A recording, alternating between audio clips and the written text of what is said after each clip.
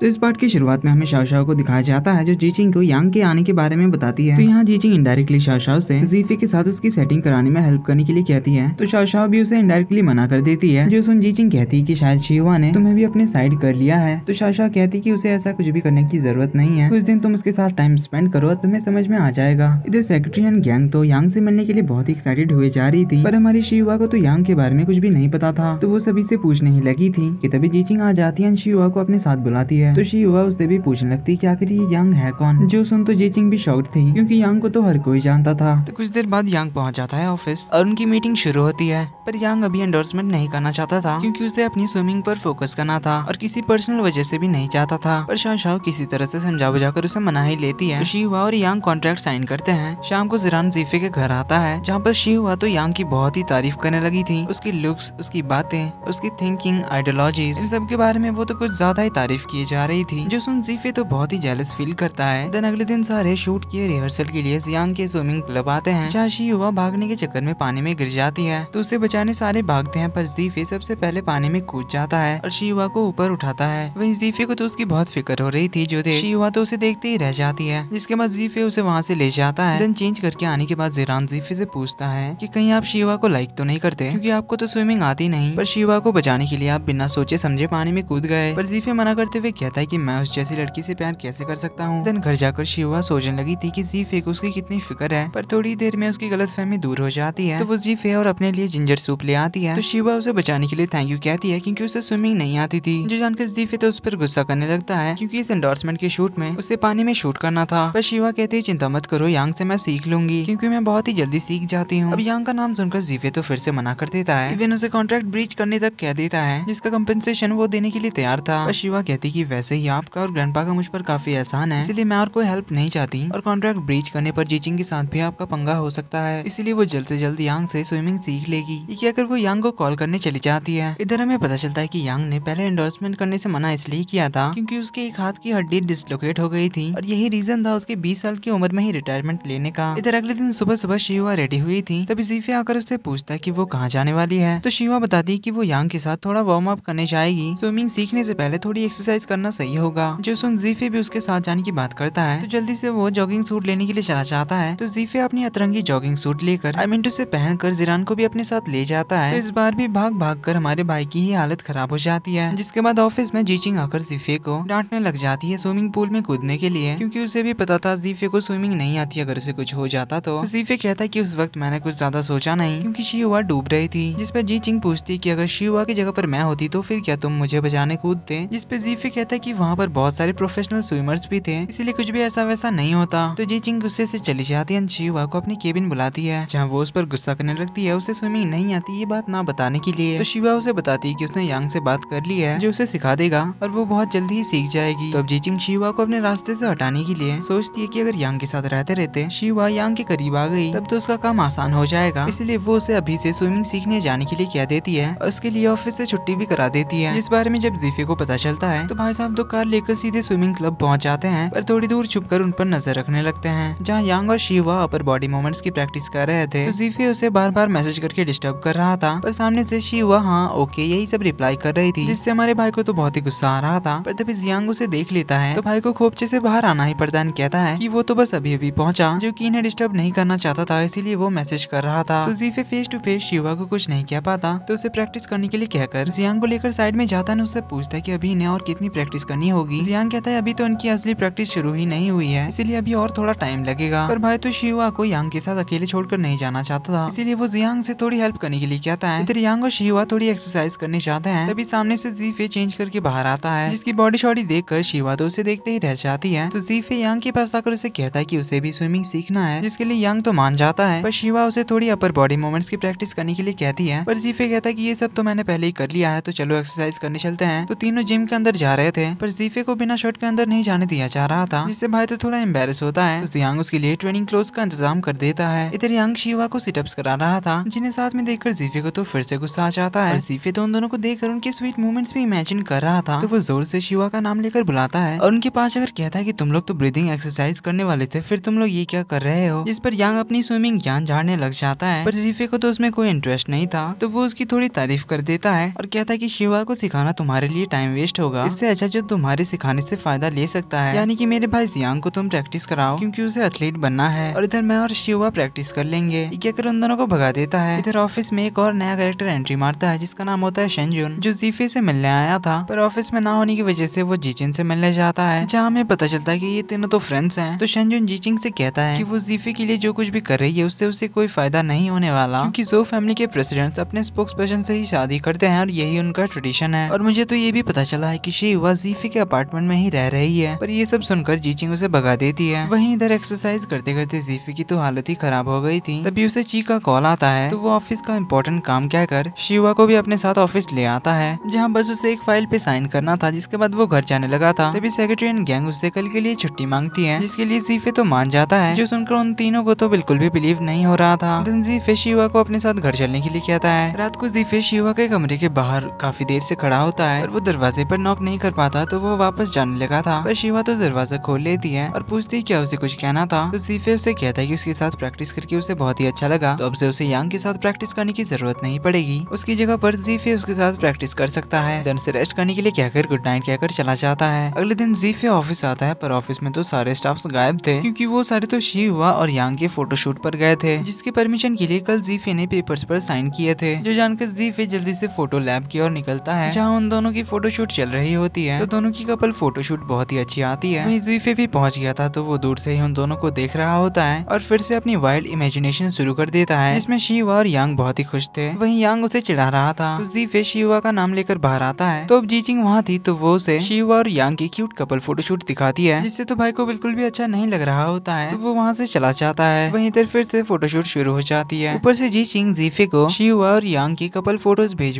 कर परेशान कर रही थी। तो फोटोशूट खत्म होते होते काफी देर हो जाती है, तो यांग शिवा को डिनर करने के लिए इनवाइट करता है। वहीं इधर जीफे तो घर में भूखा बैठा हुआ था और शिवा के आने का इंतजार कर रहा था। घर की घंटी बजती है, तो वो भागकर खोलने जाता है, पर वो तो जिरान था, जो आकर फिर से उसे शिवा और यांग के फोटोज के बारे में बता रहा था। और ये भी कह रहा था कि वो दोनों साथ में काफी अच्छे लग रहे थे, बाकी सभी को भी वो दोनों काफी पसंद आए उनके फोटोशूट में। जो सुनकर हमारा भाई तो फिर से जेलस होने लगा था। इधर ये दोनों डिनर करके फिर से स्विमिंग क्लब आते हैं, जहाँ यांग उसे सच्चाई बता देता है कि वो स्विम नहीं कर सकता उसकी शोल्डर इंजरी की वजह से, जिसकी डॉक्टर ने सर्जरी कराने के लिए कहा था, पर यांग ने ओवर प्रैक्टिस करके अपनी शोल्डर की हालत और खराब कर ली है, जिस वजह से वो तो पानी के अंदर अपने हाथों को हिला ही नहीं पाता। तो शिवा अपने ट्रेडिशनल टेक्निक से उसके शोल्डर को ठीक कर देगी कहती है। इधर जीरान जब से आया था, जीफे तो शिवा की ही बातें किए जा रहा था और उसकी बातें भी नहीं सुन रहा था, जिससे जीरान थोड़ा नाराज होकर चला जाता है। तो अगले दिन शिवा यांग का हौसला बढ़ाकर उसे पूल में जाने के लिए कहती है, पर यांग अभी भी नहीं कर पाता। तो शिवा उसे मोटिवेट करती है, पर यांग तो अपने 2 साल पहले की इंजरी की वजह से पूरी तरह से टूट चुका था। तो उन दोनों की बातें जियांग सुन लेता है, जिससे उसे भी पता चल जाता है कि यांग स्विमिंग नहीं कर सकता। तो जियांग को थोड़ा हर्ट होता है, क्योंकि वो आज तक यांग को ही अपना आइडल मानता था। तो जियांग अपसेट होकर चला जाता है जीफे से मिलने के लिए, पर उसे शाशाओ मिल जाती है। तो शाशाओ उसे यांग को ढूंढने में हेल्प करने के लिए डिनर ट्रीट देती है, जहाँ दोनों एक दूसरे से काफी बातें शेयर करते हैं। तो शाशाओ यहाँ बताती है कि उसे प्यार पर भरोसा नहीं है, क्योंकि जिसे उसने प्यार किया था दोनों ने 6 साल तक डेट किया था। देन दोनों लिव इन में भी रहने लगे थे, पर 1 महीने बाद ही शाशा को पता चला था कि उसका बॉयफ्रेंड तो उसे चीट कर रहा था, इस वजह से उसका प्यार पर से भरोसा ही उठ गया था, और इसीलिए उसके बाद से वो किसी के साथ भी रिलेशनशिप में नहीं आई। तो उसकी सैड स्टोरी सुनकर भाई कहता है कि वो अब से उससे परेशान नहीं करेगा, और शाशा कहती कि वो दोनों दोस्त बन सकते हैं। इसके बाद दोनों काफी ड्रिंक करते हैं, तो दोनों की किस होने वाली थी, पर जियांग रुक जाता है। पर अगले दिन तो शाशा के दिमाग से जियांग का ख्याल ही नहीं जा रहा होता है, बार बार उसकी स्वीट बातें और उसका भोलापन उसके दिमाग में घूम रहा होता है। और इसी के साथ इस पार्ट का एंड भी यहीं पर होता है। अगर ये वीडियो पसंद आई तो वीडियो को लाइक कर देना, चैनल पर पहली बार आया तो सब्सक्राइब भी कर देना, और बेल आइकन को प्रेस करना तो बिल्कुल भी मत भूलना, ताकि इस इंटरेस्टिंग सीरीज के अगले एपिसोड जब भी आए तो नोटिफिकेशन आप तक सबसे पहले पहुंचे। तो मिलते हैं इसके अगले पार्ट में, तब तक के लिए take care and bye bye.